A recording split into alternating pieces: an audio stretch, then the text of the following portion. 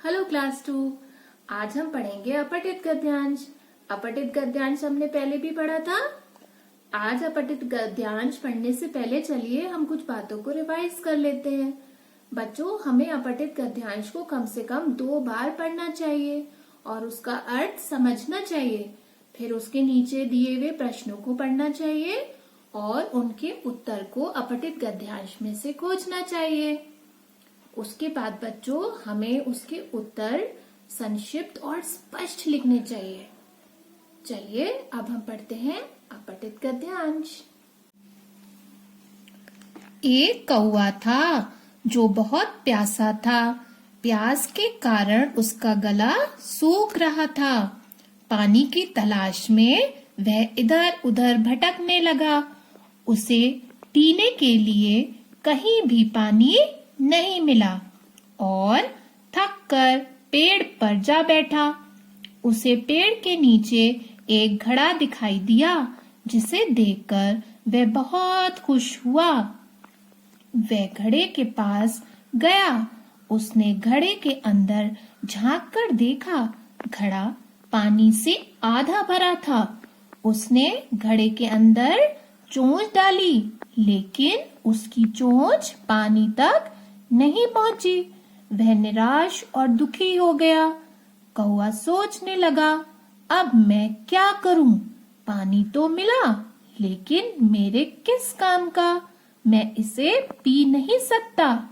तभी उसे याद आया कि मेरे दादाजी के सामने भी एक ऐसी परेशानी आई थी। तब उन्होंने घड़े में कंकड़ डाले थे। जब घड़ा कंकड़ों से भरने लगा तब पानी घड़े के मुंह तक आ गया और उन्होंने पानी पीकर अपनी प्यास बुझाई थी। मैं भी ऐसा ही करूंगा। कौवे ने घड़े के चारों ओर देखा। वहां की जमीन चिकनी और समतल थी। ऐसी जमीन पर कंकड़ कहाँ? वह फिर निराश हो गया। अब वह क्या करे? जब वह सोच रहा था तभी उसकी दृष्टि एक नली पर पड़ी। थोड़ी देर पहले एक लड़के को उसने नली से नारियल का पानी पीते हुए देखा था।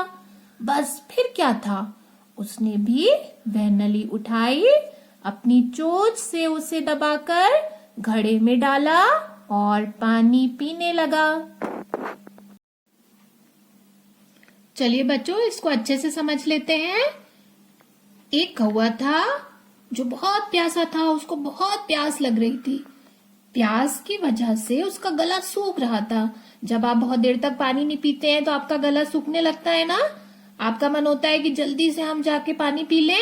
ऐसे ही कौवा भी बहुत प्यासा था, लेकिन उसके पास वहां पानी नहीं था। तो वो पानी की तलाश में इधर उधर भटकने लगा। उसे पीने के लिए कहीं भी पानी नहीं मिल रहा था। तो वो थक कर जाकर एक पेड़ पर बैठ गया। उसे पेड़ के नीचे क्या दिखाई दिया बच्चों? एक घड़ा। वो ये देखकर बहुत खुश हुआ कि अरे घड़ा मिल गया, इसमें तो पानी होगा, अब मैं पानी पी लूंगा, मेरी प्यास बुझ जाएगी। ये सोचकर वो घड़े के पास गया। उसने घड़े के अंदर झांक कर देखा। जब उसने घड़े के अंदर झांका बच्चों, तो उसने क्या देखा कि घड़े में पानी कितना था? पूरा घड़ा नहीं भरा था। घड़ा पानी से आधा भरा था। उसने घड़े के अंदर चोंच डाली। उसने सोचा कि चलो कोशिश करता हूँ, चोंच डाल के पानी पी लेता हूँ। लेकिन कौवे की चोंच तो छोटी होती है और पानी कम था, तो उसकी चोंच नीचे तक पहुंच नहीं पाई। जब उसकी चोंच नहीं पहुंच पाई बच्चों, तो वो बहुत निराश हो गया, बहुत दुखी हो गया। उसने सोचा कि मुझे पानी तो मिला, लेकिन पानी मिलने का तो कोई भी फायदा नहीं हुआ, क्योंकि मैं पानी तो पी ही नहीं पाया। क्यों नहीं पी पाया था पानी? क्योंकि पानी तो बहुत कम था और उसकी चोंच घड़े में नीचे तक पहुंच ही नहीं पाई। तभी उसे याद आया। क्या याद आया? कि उसके दादाजी के सामने भी एक ऐसी ही परेशानी आई थी। तब उन्होंने क्या किया था उसके दादाजी ने? कि घड़े में कंकड़ डाले थे। तो उसने सोचा क्यों ना मैं भी ऐसा ही करूं, क्योंकि जब दादाजी ने घड़े में कंकड़ डाले थे तो पानी ऊपर आ गया था और उसके दादाजी ने पानी पी लिया था। तब उसने सोचा कि चलो मैं भी ऐसा ही करता हूँ और घड़े में कंकड़ डालता हूँ। तो वो कंकड़ ढूंढने के लिए चारों तरफ खूब देखने लगा कि कहीं तो पेड़ के चारों तरफ, घड़े के चारों तरफ मुझे कंकड़ दिख जाए तो मैं कंकड़ उठाऊंगा और मैं घड़े में डाल दूंगा। लेकिन वहां की जमीन बहुत चिकनी और समतल थी, वहां पर कोई भी कंकड़ नहीं था, बिल्कुल चिकनी जमीन थी। वह फिर निराश हो गया। उसने कहा अरे एक आइडिया आया था मुझे, मैं कंकड़ डाल देता, पानी पी लेता, लेकिन अब तो मुझे कंकड़ दिखाई नहीं दे रहे, अब मैं क्या करूं। वो फिर बेचारा दुखी होकर बैठ गया।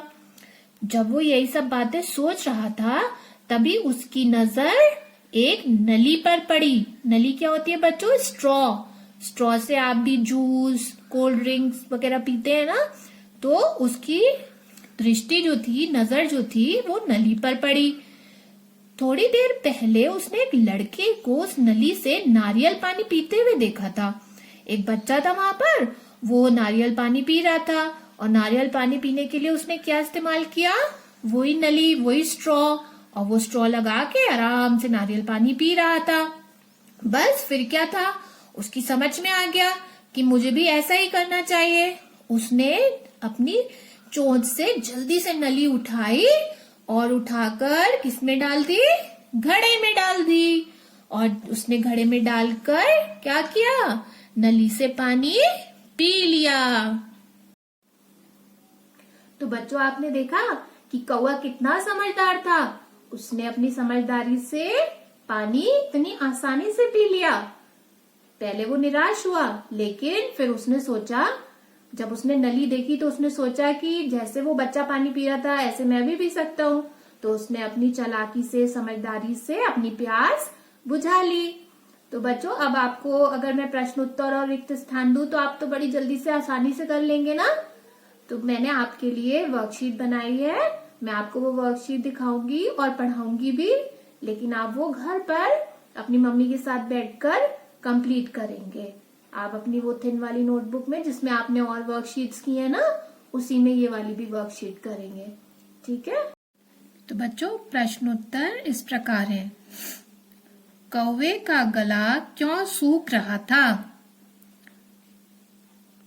क्यों सूख रहा था बच्चों उसका गला? क्योंकि उसको बहुत प्यास लगी थी। तो आपको इसका उत्तर अपठित गद्यांश में से मिल जाएगा।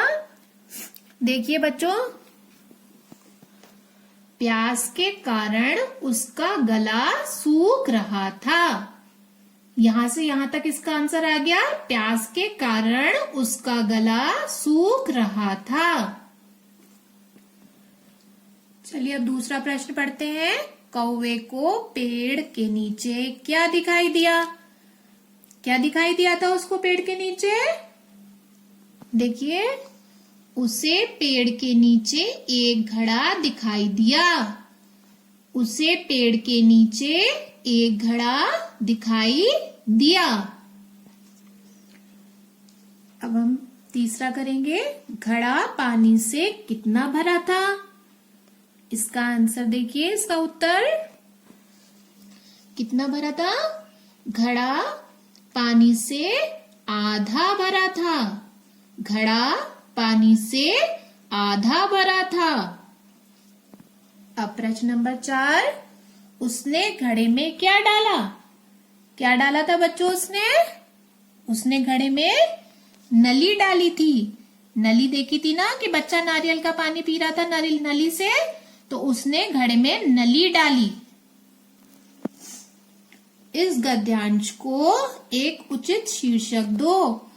आप इस गद्यांश को अपने आप सोचेंगे और फिर खुद यहाँ पर शीर्षक इसका लिखेंगे।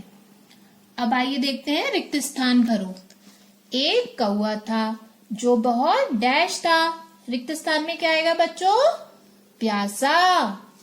उसे पीने के लिए कहीं भी डैश नहीं मिला। क्या नहीं मिला था? पानी। उसने घड़े के अंदर डैश डाली, घड़े के अंदर चोंच डाली उसने अपनी चोंच डाली थी ना बच्चों, देखने के लिए कि पानी तक उसकी चोंच जा पाएगी या नहीं। कौवे ने घड़े के चारों ओर देखा। वहां की जमीन चिकनी और डैश थी। कैसी थी? समतल। समतल। जब वह सोच रहा था तभी उसकी दृष्टि एक डैश पर पड़ी। उसकी दृष्टि एक नली पर पड़ी। Thank you children.